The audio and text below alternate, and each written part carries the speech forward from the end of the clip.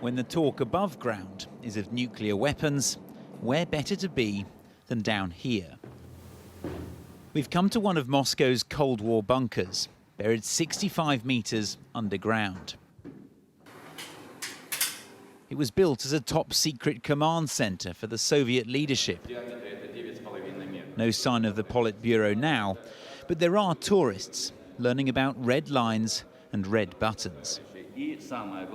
So what do they think of Vladimir Putin's latest threats, that Russia could respond with nukes if it's struck by conventional missiles? Everyone is scared of a situation like this. But when you are surrounded by enemies on all sides, there are probably no options left.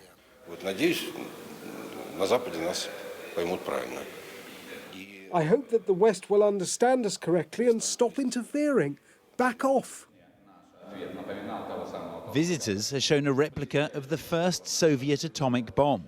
The hardware's moved on since, but the warnings remain the same. Being here really feels like you're stepping back in time. But it's not just down here that there are echoes of history. It's also up there with these threats of nuclear force. And the question is really the same as it was during the Cold War. Is the Kremlin bluffing or not? Vladimir Putin's red lines have been crossed before. The West has supplied missiles, tanks and fighter jets to Ukraine, all without retaliation. But Moscow insists this time it's different. Have you ever heard a very old Russian proverb that Russians are long to move, but then they move fast? That's the case. If, for example, Ukraine actually uses British Storm Shadow missiles to strike inside Russia, what, Russia's going to nuke London?